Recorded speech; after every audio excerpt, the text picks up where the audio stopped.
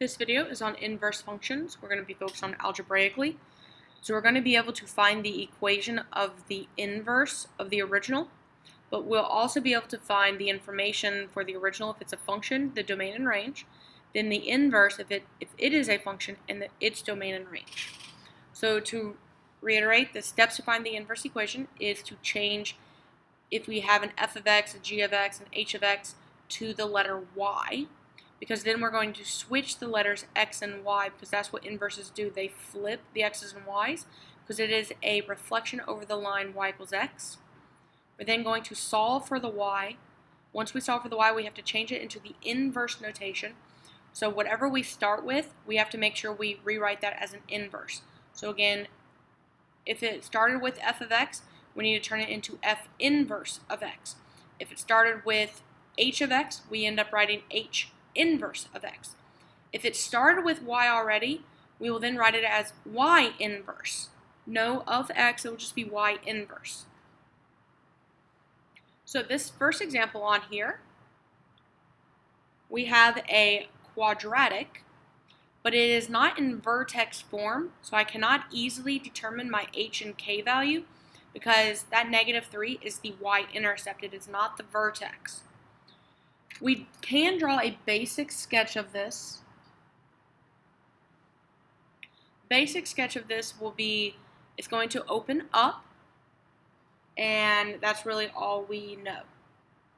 We also know that the y-intercept will be at -3, but not necessarily the vertex. So we can still determine if this will be a function. So is the original a function? It will pass the vertical line test. So the original is a function.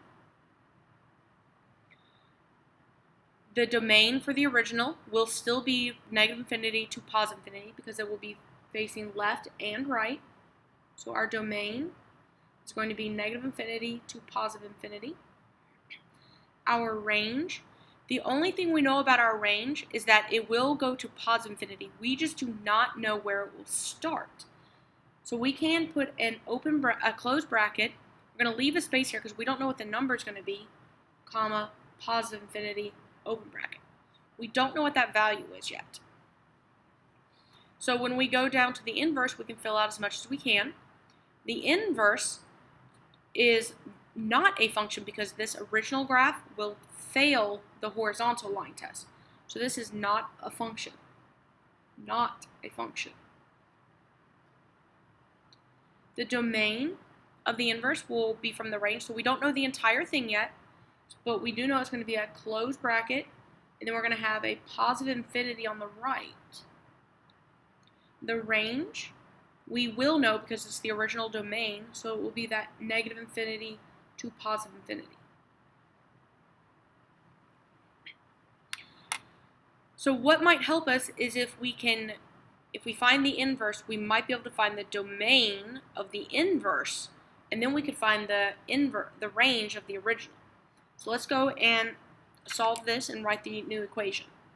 So f of x will turn to y. I'm going to replace the y with the x and the x's with the y. So I'm going to have x equals, now there are two y's over here, so we do need to make sure we change both of those. This will be a y squared minus 4y minus 3. Now in order to solve for this, because we have two letter y's, we actually need to complete the square. So I'm going to add this 3 over to that x. So x plus 3 is equal to y squared minus 4y. The next step, so we can complete the square, because our a value is 1, we don't have to factor it out of these two. We can keep it there. We need to take half of b and square it, because that's how do we complete the square. So our b value is actually this -4 because it's attached to the linear part of it. So I'm going to write it out over here. We have our b value, and we're going to take half of it. That's why we divide it by 2. So this is half of b, and we're going to square that value. So half of b is -2, and we're going to square that, which will give us that +4. That +4 is what we add over to this side.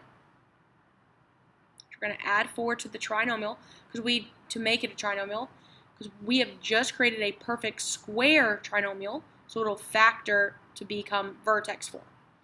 So now we take this 4 and we multiply it to whatever that a value was. So it was a 1. So we'll take that 4, multiply it to the 1, so we still have a 4, and then we can add it to this side. So that'll become a positive 4. We're going to add positive 4 over here. So this left-hand side will become just an x plus 7. I'm going to simplify that.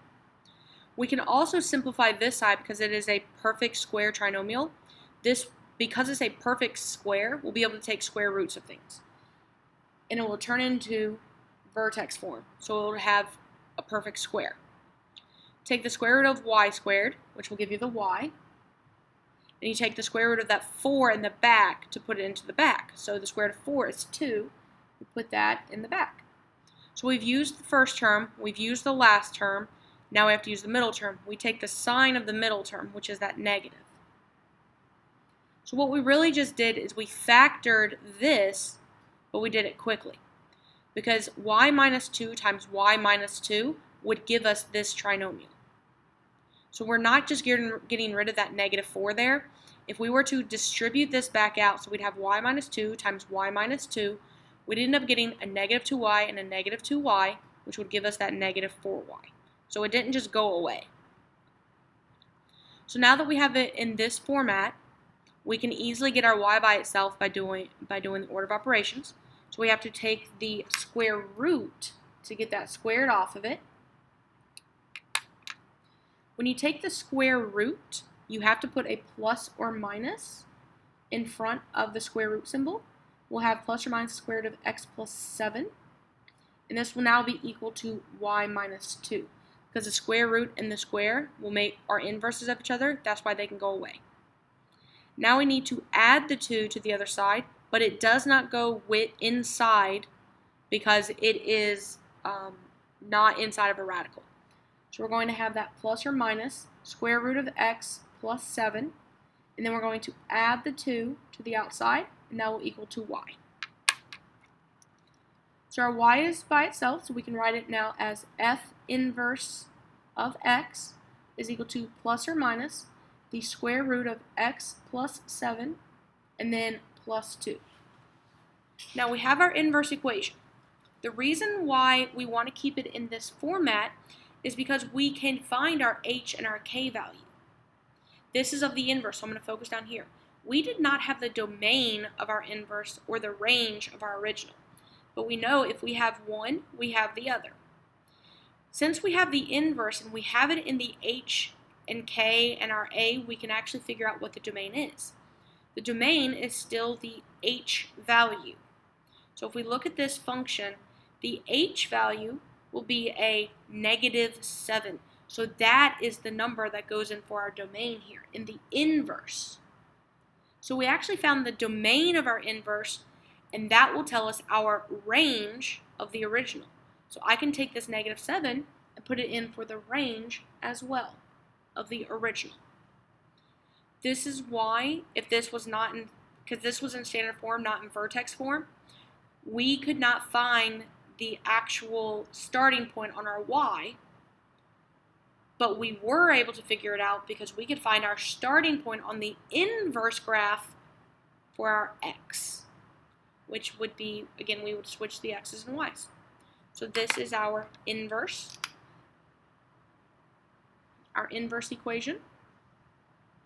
This graph would be a square root curve going up, but it would also be, because of that minus sign here, the negative, it would be a square root curve going down. So then it would not pass the vertical line test. That is why it is not a function.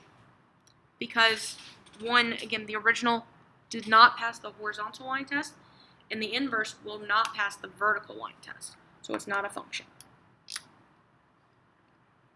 And again, we use the inverse to be able to find the rest of the domains and ranges. So you can fill out as much as you can from the original, but you might not be able to find everything. I'll do 2 more examples on this video.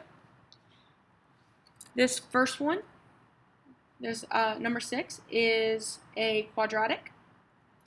We can see that it's going to open up, and that's all that we really know.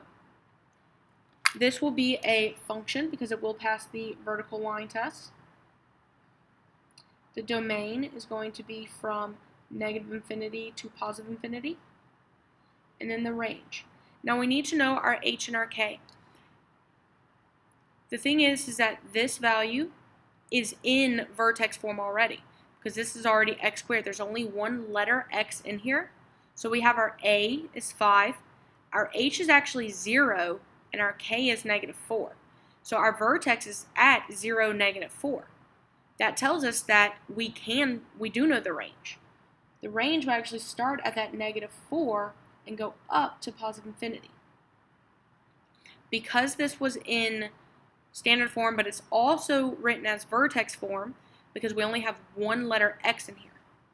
This last example we did had 2 letter x's, so we were not able to find the vertex automatically. This one we could. Our vertex is 0, -4. So we can fill out everything for the inverse. The original graph will not pass the horizontal line test, so this is not a function. So not a function. The domain for this graph, for the inverse graph, will be from -4 to positive infinity. And the range for the inverse will be negative infinity to positive infinity.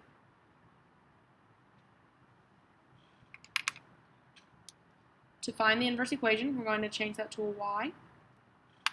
Going to switch it to the y becomes an x. 5, the x becomes a y squared minus 4. Now we're going to solve for y. Going to add the 4 to both sides. We're going to have x plus 4 is equal to 5y squared. We're going to divide by that 5 everywhere, so this entire thing of x plus 4 is divided by 5. We're going to have y squared.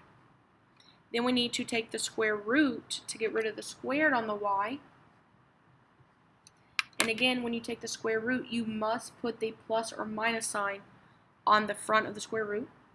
We'll have the square root of x plus 4 all over 5. So that 5 is still inside the radical. This will be equal to y. Y is by itself, so our inverse equation is f inverse of x is equal to plus or minus the square root of x plus 4 all over 5. And again, this graph will have the positive square root symbol, so it will go up and to the right. It also has the negative square root symbol, so it will go down and to the right. So that's why it does not become a function, because it would not pass the vertical line test. So we have our equation, we have the original information, and we have the inverse information. This last example on this page, f of x equals the cube root. So we have a cube root it's more flat, then it curves, then it goes flat again. So remember, we need to know the parent functions. And again, this is just a basic sketch. I didn't even try and find my starting value. I just drew a basic sketch of what a cube root would look like. The original passes the vertical line test, so the original is a function. The original will pass the horizontal line test because this is not actually flat. It does keep going up, but very slowly. Same thing with this bottom part. It will go down, but very slowly. So the inverse will also be a function because the original passes the horizontal line test. Okay, so the original domain, it goes left and right, so negative infinity to positive infinity. And the range goes down and up, so it will be negative infinity to positive infinity.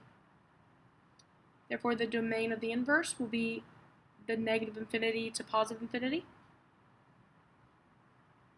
And the range of the inverse will be the negative infinity to the positive infinity. So let's go find our equation. I'm going to change this to a y. Then we'll have x is equal to the cube root of 2y minus 7. So now what we need to do is to solve for y.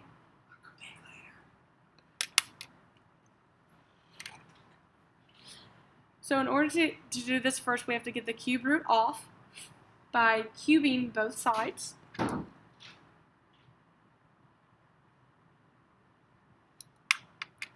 So we'll a cube and a cube root are inverses of each other. So we'll have x cubed is equal to 2y minus 7 because the cube and cube root will get rid of each other. Then we're going to add 7 to both sides. We'll have x cubed plus 7 is equal to 2y. Then we're going to divide by the 2 on everything. So we'll have that entire x cubed plus 7, all of that over 2, and will equal to y. Now that we have the y by itself, we can write this back as f inverse of x is equal to x cubed plus 7 all over 2. And this is a cubic function, so it will be going up, curving, and then keep going up. So that's why it would be a function. We'd still have the domain of negative infinity to positive infinity, and our range of negative infinity to positive infinity.